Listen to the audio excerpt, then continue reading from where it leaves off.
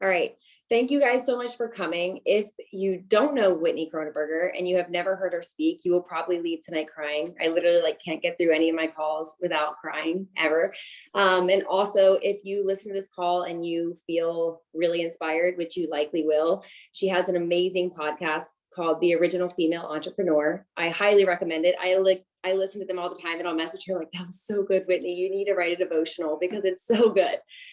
We talk about edifying all the time, and I love edifying people. And Whitney is one of the easiest people to edify because she has truly changed my life and changed my business and changed my entire mindset.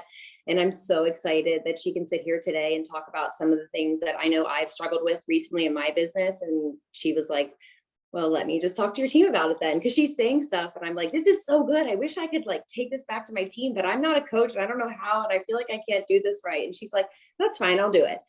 So thank you guys for coming. And I'm going to go ahead and hand it over to Whitney and let her get started. Thank you, Whitney. You're so welcome. Well, thank you guys for all being here. I'll give you a heads up.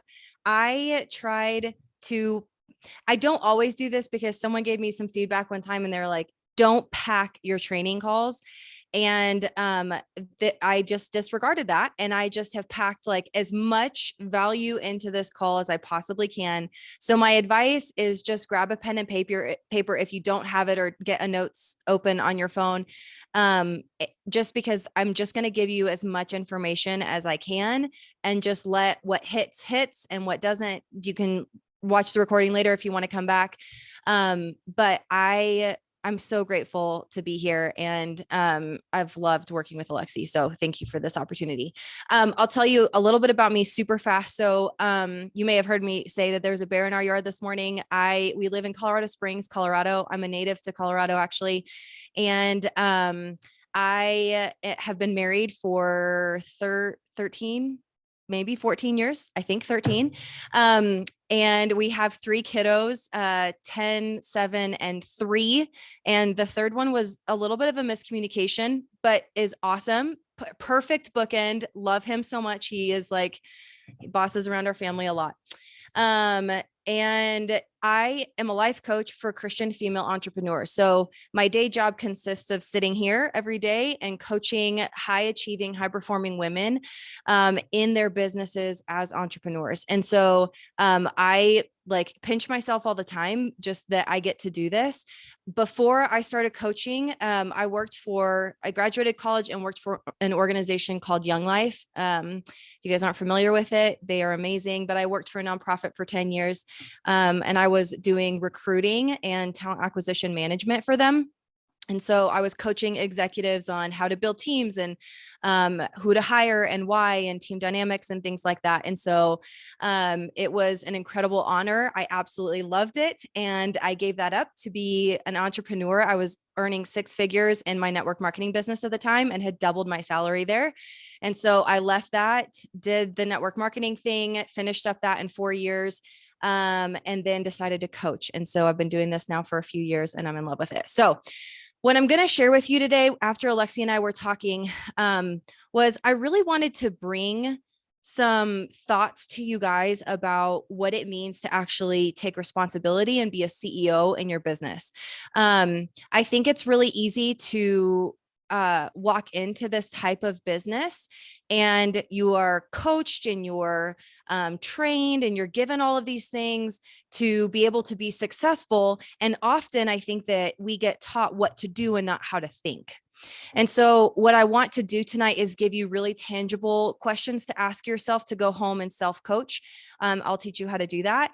And then things to actually put into action today. So let me tell you what I am imagining your thoughts are and feelings and what you're seeing, what you could be seeing in your business right now. This may not apply to all of you, but what I use this philosophy with my clients, it's called a thought model. And Alexi's really familiar with it. If you haven't heard it before, don't worry, I'll walk you through it. And it's also, I've got a free website or free Facebook group that talks more about it. But essentially the premise of it is that we really believe that our actions produce our results. And so that's why you hear action cures everything and just get into action and just do it messy and get in and do it. And the problem is There's something that's keeping us from even doing it messy. And so we just don't do anything at all and we're paralyzed. And then we wonder why our businesses are not growing. And so instead of action leading to results, it really is our thoughts, which sounds fluffy. And you're like, wait, you're a life coach. Of course you believe your feelings and your thoughts lead to your results. But the truth of the matter is it does. And I'm going to show that to you right now. So some of the thoughts that you might be having in your business right now, if I want to be successful, I have to put in more hours. I don't have enough time to put in any more hours. I have to reach out to 25 people today. Like I literally have to do that. Otherwise my business is not going to grow. I have to rank this month. Otherwise we're not going to pay our bills. No one wants to do this with me. I don't know how to train anybody. I'm missing. There's something fundamentally wrong with me. I'm missing something. This is going to be super embarrassing if I don't rank this month. I really actually should be further along. And this might be, you guys might resonate with this. She got in really early on before me, and I got in way early on before her, and I'm behind her now. She's right. She's like a gold and I'm still an elite, right? Maybe it's like I'm a fraud because I told people that I was going to be successful at this and I feel like I'm not. I won't get placements if I don't see results and if I don't produce results. Could be some of your thoughts. Here's what happens. Each of those thoughts then turns into a feeling, because when you sit with the thought, it's going to be embarrassing if people don't see my team growing. If I don't rank this month, then I'm not going to pay my bills. When you have that thought in your brain, it produces fear, scarcity, hustle, maybe inadequacy, mostly desperation, right? Neediness. So all of these feelings are produced from that thought. And then here's what happens. When we're feeling inadequate or desperate, what do? Like you're in the feeling of right now, it's like, I got to go, I have to rank this month. Otherwise we don't pay bills. So what do? Desperate. And then you go out and you cold message 25 people and you're like, hey, you would be amazing at this business opportunity. Like I've thought about you so many, what's your name again? I've thought about you so many times. This is going to be awesome. Right. Or it's like you do your IPA, your income producing activities for a week. And you're like, Alexi, I don't know why this isn't working yet. Right. It's like this desperate, like I did this stuff this week. I did this stuff today. Like, why isn't it working? And it's like this shaky adrenaline rushing. It's like people just get crazy. Right. Or maybe it turns into, I just don't do anything.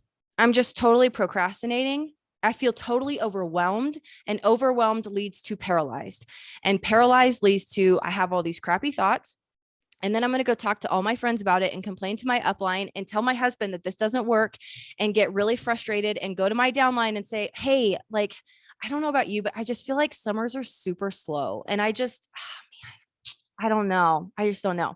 And here's what happens. That's your action line. And out of that is your results are produced. And here are your results. You come off salesy. You come off desperate to people. No one wants to work with you. You quit before you see the results. You put in more hours, but you don't change your thoughts. And so you end up with a result you're not happy with. People leave. And ultimately, here's what happens. I have seen this over and over a million times. It's burnout. Like you get to a certain point and you're like, it's not worth it. Like the hours that I'm putting in, I'm not seeing the results. People don't want to do this. I'm tired of doing this. I've been doing this for long enough and it's not working. It's not worth it. So here's what I want to do for you. If you feel like this is hitting home for you, I want to teach you how to think and not what to do. Okay. Because ultimately we choose this business model because it's the best in the world.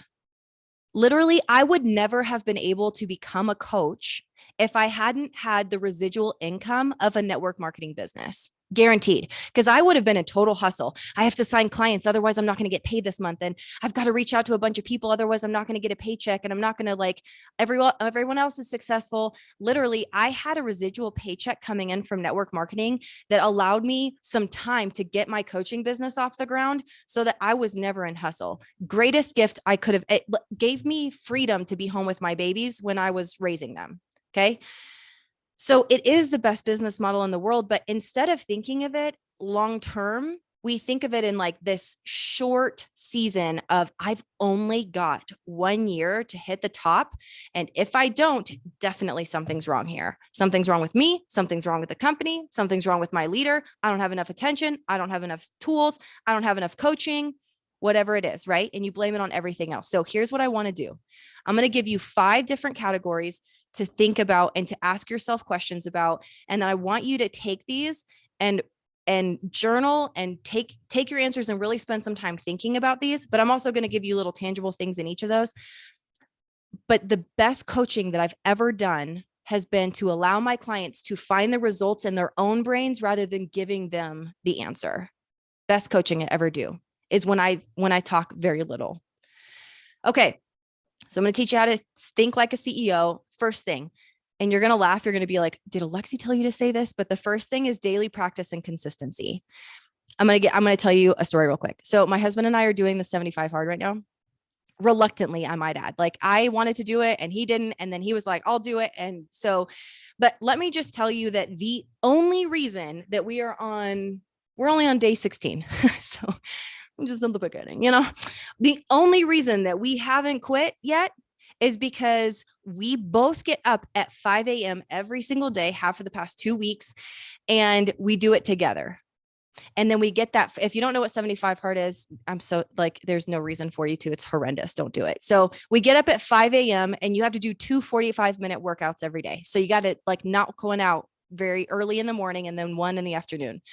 So we get up and we do that. The only reason that it's worked is because we have made it a priority to get up at 5 a.m. and get that first workout out of the way. That's the only reason so far. Okay. Because here's the truth of the matter. Even at day 16, haven't really lost a lot of weight. You would think I have because I've been actually like kicking butt doing my workouts, but I haven't lost a lot of weight. And it's because I'm building muscle at such a rapid rate. And I have seen my body change so much just in the last 2 weeks, because here's the thing I want you to take away for your business. It's literally impossible. It is impossible not to see growth when you stay in the habits. Okay. If you continue to do the things every single day and maintain consistency at some level, you get to decide what that looks like. May not be like every Saturday and Sunday, but you get to be consistent in your business, talking about it, reaching out, telling people what you do and inviting them into the process. Super simple. It's literally impossible not to see growth. Okay. It's like when I think about the end of 75 days, I'm like, there's literally no way that I can't get to the end and see results. I already have because I've been consistent. So here's my question for you that I want you to think about. How can I learn to love my business again? Because I would imagine once you're in it for a little while, there are things that you despise about what you do. There are things that you love about what you do, but purpose will not come unless you fall in love with your business again. And it doesn't mean that I have to just like wake up every morning like Cinderella, like singing and whistling and like, oh, I'm abused, but it's awesome. Like, no, I want you to find things that you love about what you do. And if there aren't things and you're questioning whether you're supposed to do this, then like have a conversation with an upline and have them coach you on what the best decision is for you. But don't do it because you're unhappy with the results. Because usually the results are a reflection of where your thoughts are at, and your brain will only look for evidence to support the thoughts that you currently have. So here's another couple questions for you. What are your non-negotiables? Right now, non-negotiable, 5 a.m. workout every single day. And then you have to drink a bathtub of water, gallon of water. There's all sorts of things. Like these are my non-negotiables for the day. But here's the most important one. What are your non-scale victories? I haven't lost a ton of weight yet, but I can tell you that my non-scale victories are so worth what I'm doing. So that could look like for you growth over rank. Maybe you're not ranking this month. Maybe your paycheck doesn't change because you aren't ranking, but you're seeing growth in your OV customers or people that you're bringing in. People, customers and organizational volume, organizational volume. Yeah. Ambassadors. Okay. Non-scale victory could also be team culture. It could be like creating a culture in your team where people want to help one another, where people actually are supporting one another. It's not competitive. We're not talking behind each other's backs. It's just, there is healthy conversations, healthy communication. Okay.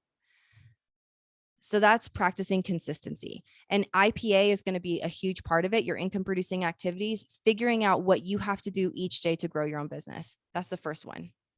I would say least important of all these. Okay. The second one is long-term goal setting. You will not meet a CEO out there who doesn't think years in advance. Okay.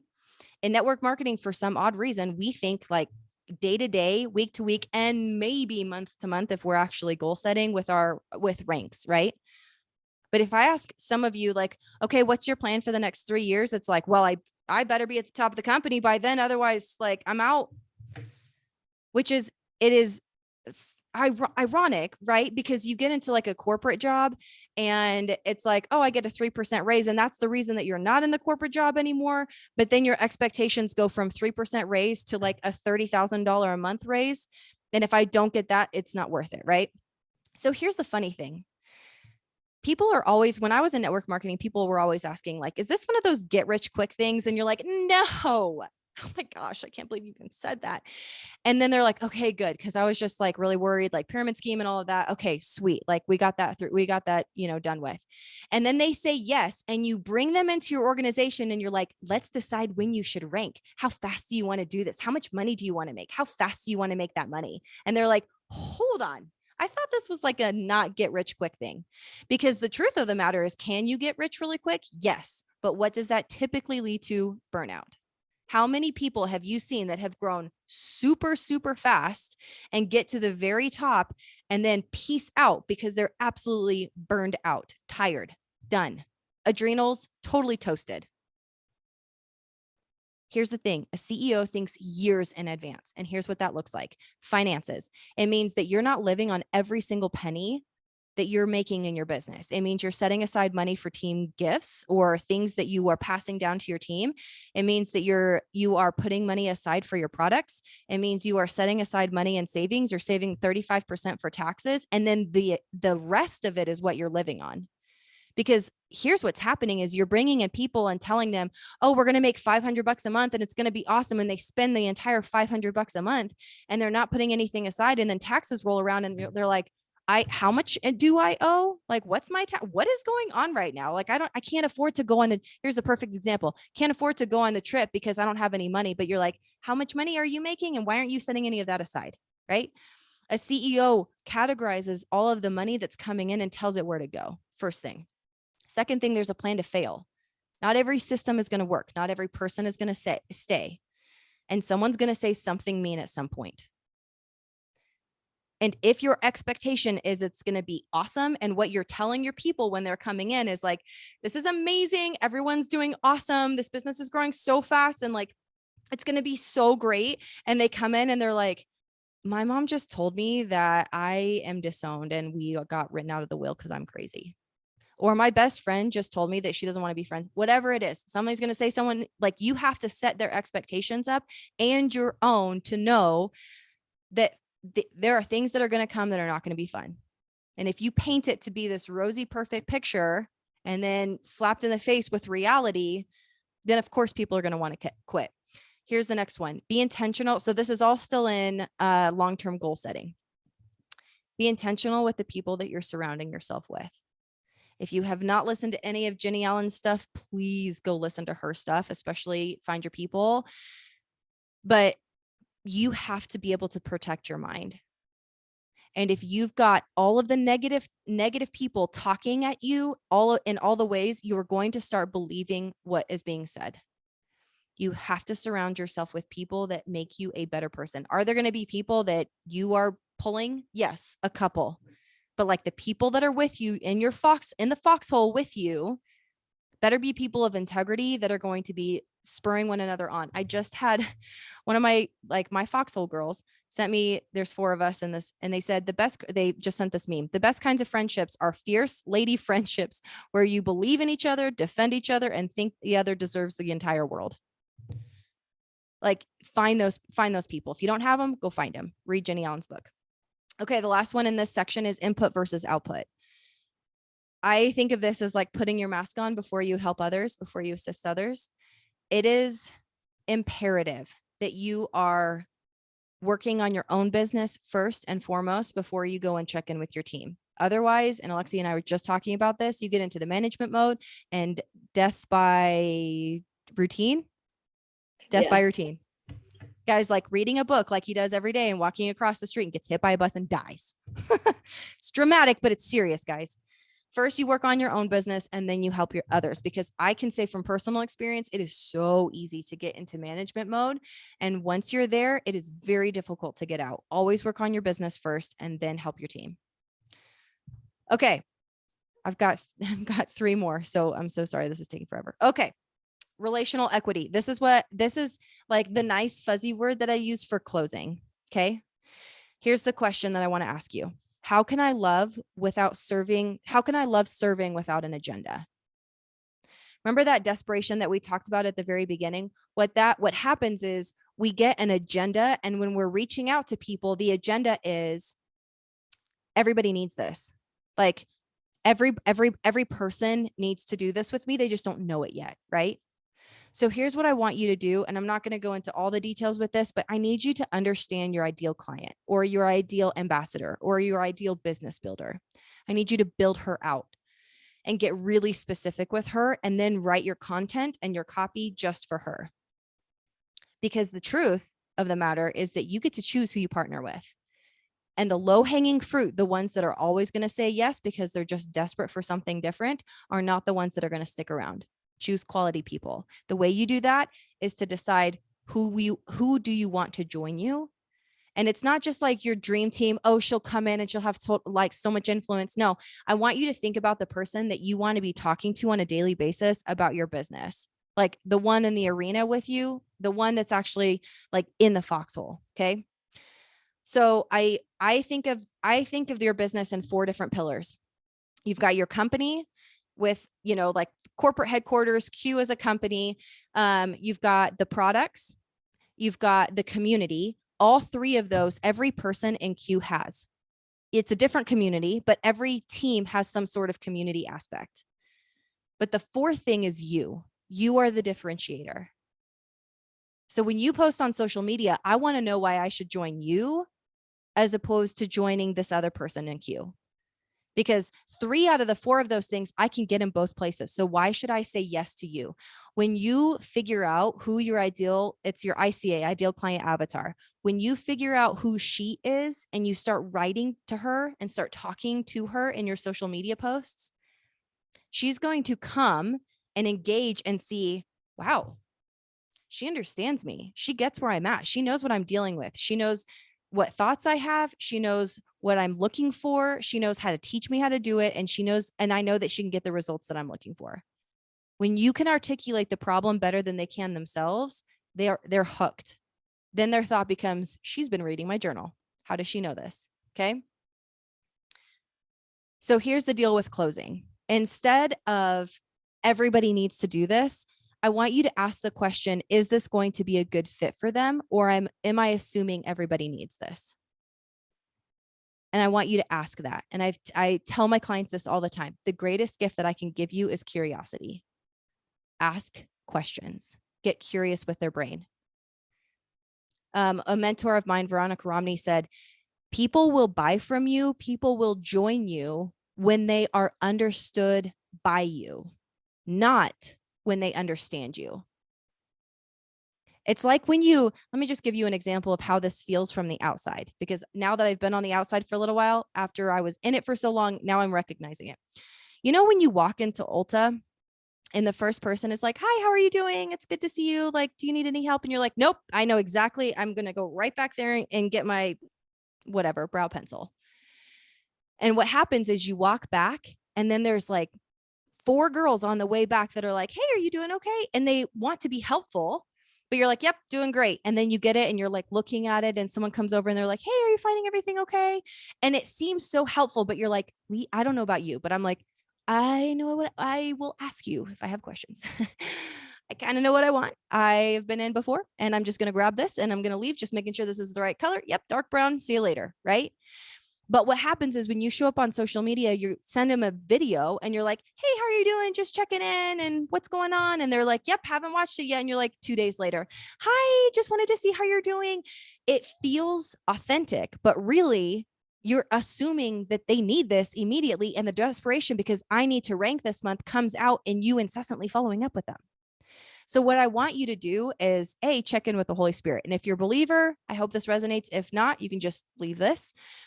But the greatest gift that you can give yourself is checking in with the Holy Spirit and asking for discernment as you are communicating with new people.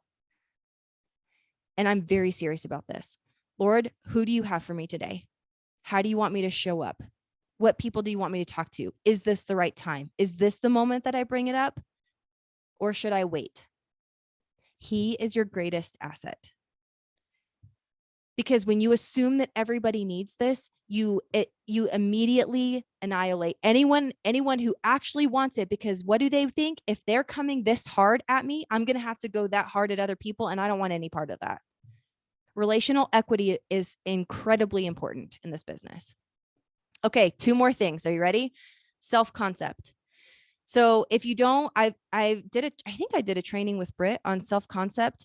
So you may be able to, Britt Hitch. So you may be able to go and just look at the videos on YouTube that I've done. But the question here is, how can I love who I'm becoming? These are kind of the non-scale victories. This is how we come back to purpose in our business. This is how we value growth over rank. And here's questions that I think about all the time. Okay. And I did a podcast about it that's coming out Friday on these exact questions. These are questions I ask myself. Do I believe I'm better than anyone else? Do I believe I deserve more? How do I want to be remembered? What do I want people to say about me? How do I want people to think of me? What do I want people to know me by? What do I want to use my money for? What kind of impact do I want to have? Do I want to be loved, feared, respected, grounded, untouchable, right? Because I want you to think of yourself walking across the stage as a diamond or crown diamond or the very top of the company. What do you want people to think about you as you're walking across the stage? Well, she got all the way to the top and didn't give credit to anyone. We've all worked our butts off, and there she is accepting her massive check and her thousands and hundreds of thousands and millions of dollars. And it's like, yep, I did all of this myself. Like, what do you want people to think about you as you're on that stage? Because that is how you treat people now. And if you treat people like a number or like an OV in your back office, that is exactly what they're going to think about you when you're up on stage. She's just in it for the paycheck. You get to decide that right now, and you get to be intentional with that. Your self-concept is who you want to become, who you're becoming in the process as you're getting to the top. That, I would say, is even more important than how much money you're making.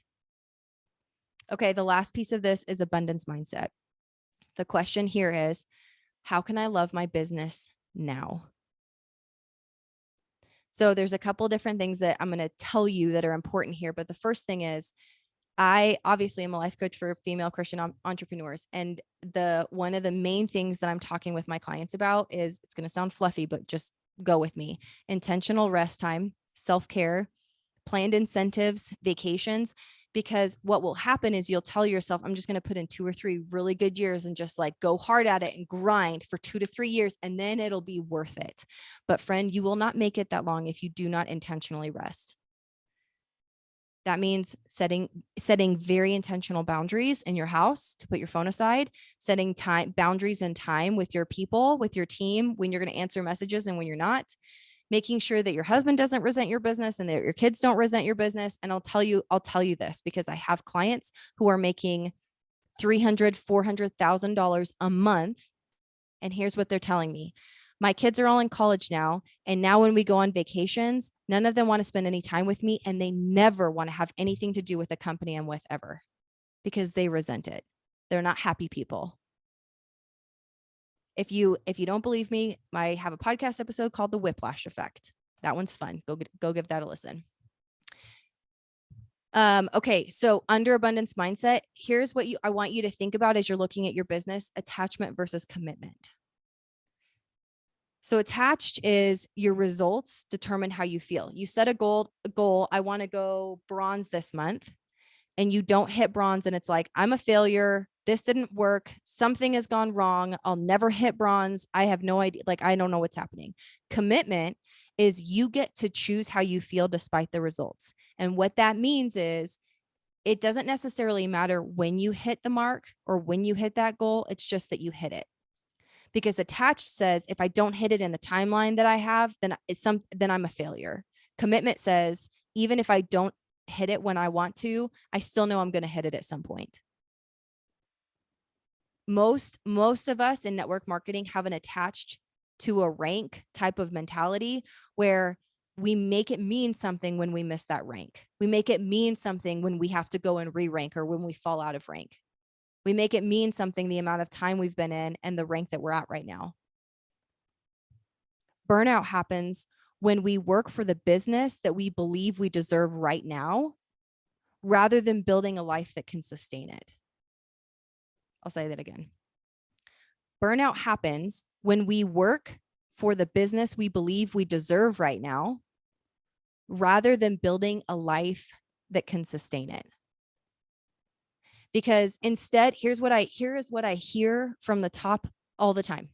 Instead of building a life that you don't need a vacation from, like we say in network marketing, instead of building that life, we build a life that we can't take a vacation from, because we work 24/7. We never set down our phones. We never think about anything else except for our business. And we build a life that we're never able to take a break from. Okay, I'll say those two things one more time because I'm at the very end. Burnout happens when we work for the business we believe we deserve right now, rather than building a life that can sustain it. And then instead of building a life that we don't need a vacation from, we build a life that we can't take a vacation from.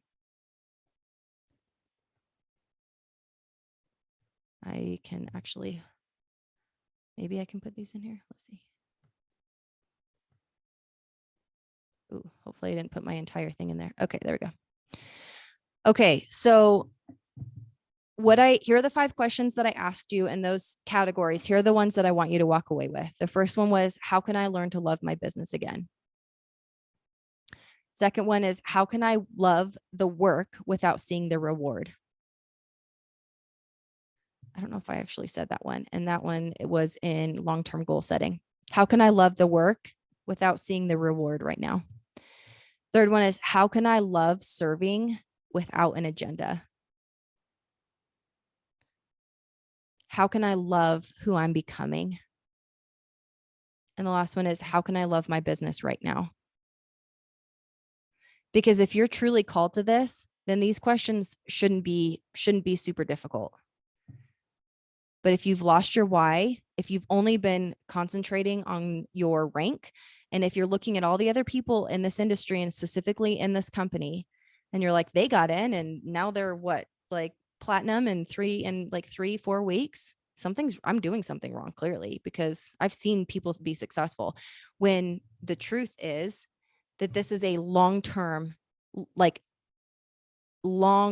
gain situation. And if you think about it being long-term, I want to make residual income for the rest of my life. In order to do that, it has to be sustainable. Sending 25 messages and expecting results in the same day isn't sustainable, because the results are compounding. They will happen over a period of time. And I believe that there are so many people that need an opportunity to see how incredible this business is. And if you are only showing them burnout, no one is ever going to join you. They have to see the long-term gain. They have to see the long-term plan. They have to see the reality that this is not a side hustle. We're not side hustling anymore, friends. This is like so important, because, and I had a coach, my business coach, tell me this today, because I'm working on a group program for August. And she said, the thought that you need to have is people are waiting for you. People are waiting for you to show up. They are waiting for you to do the work. They are waiting for you to say yes. And they will not hear that if you are burned out and tired. So I want you to be healthy, happy people, And the way that you do that is with intentionality. And I've given you those 5 things. So there's where I'm at. Whoa, 38 minutes. I'm so sorry. Unmuting. Hold on. I'm going to turn the recording off.